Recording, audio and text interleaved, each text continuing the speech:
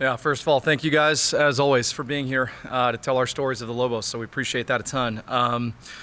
I thought it was a strong weekend for us. We played two, in my opinion, really strong teams. Came out 1-1 against those guys. I think Portland State was, heading into that, had just had a big win over Oregon State, and so we knew that they were going to be really tough, and I don't think they gave us their best fight, but it was nice to play a UTEP team that went to semifinalists in the NIVC tournament last year, and clearly a strong top 50, top 60 level team, and kind of fight our way back out of a pretty big hole that we dug ourselves into, down 0-2, and then down 5 at 2 different points in the 5th set. And I think it showed a lot of character of our team and just kind of the direction that we're going, that we can fight back and kind of continue to scratch and claw for points no matter what the deficit is that we're in. So that was a really big highlight for us.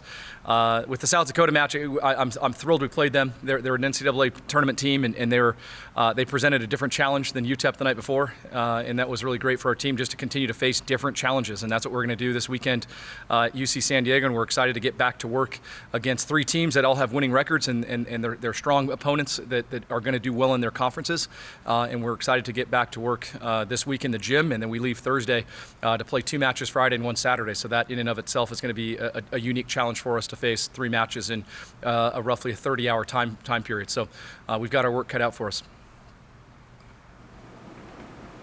Questions? Coach, you met your goal last year. The fact that you went to the conference tournament, does that carry over to this team at all, or is it just different season?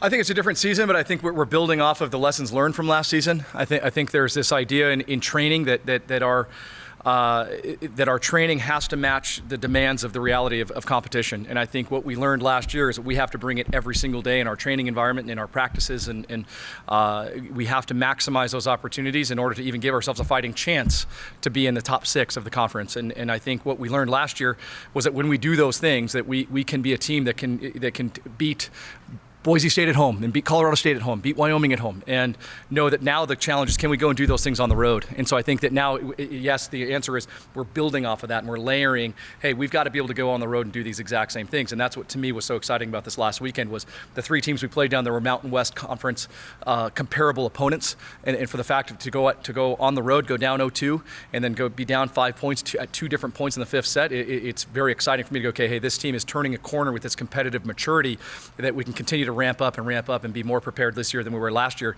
to go for a deeper run in that Mountain West Conference tournament. And so the goal has not changed.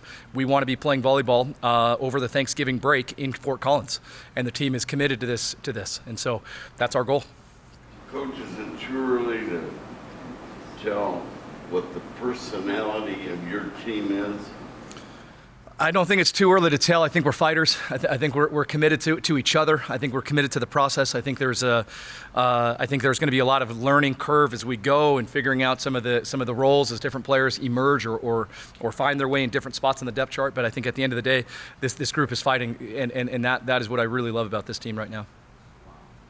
So just with the challenges of this coming week, just this the time period and just playing teams that you're not used to seeing, what are you just hoping to see from your squad? Yeah, I think the great question. I think at the end of the day, we're trying to prepare ourselves for what it feels like to go on the road and play really, really good teams. And that goes into preparation early in the week. That goes to the day before preparation with our scouting reports and how well are we absorbing and retaining and recalling that information when it comes match day. And when you have 3 opponents in 24 hours, what you learn is, hey, how well can we learn? How well can we retain and recall information regarding our opponents and how we can pick apart each of those opponents? So I think for us, heading into this weekend, the big goal is, hey, can we continue to climb that uphill battle against really good teams and being on the road? And can we continue to learn about who we want to be and what we want to be about when push comes to shove? And what we're finding right now is that we're just this team of fighters, and that's what I love right now. Coach, how important is that first set for you guys? I mean, we saw how many times you guys were able to just finish off sweeps last year, doing some of that again already, but just as far as getting that early momentum and then being able to build on that as it goes along. Yeah, I think it's massive, but we've had a couple slow start matches where we get a little bit. One of our themes last week was first out of the gate. We want to be the first to get a massive stuff block. We want to be the first to win a long transition rally. We want to be the first to serve an ace. We want to be the first to serve or beat multiple in-system passes in a row on receive. And so I think it's massive for us, but I also think that, hey, we're learning and adapting and adjusting as matches go on. And I think I would rather have that than, hey, if the goal is let's win every first set. I want us to be a team that's resilient enough that, hey, if the first set doesn't go the way we want it to go, hey, we're going to learn a lesson from that first set, and it's going to carry into that second set, and we're going to be ready to fire on all cylinders going into that set too. So I think it's important for us, but I also think just as important on the flip side of that is our ability to adapt and adjust all match long. Right, it allows you to create those goals within the set.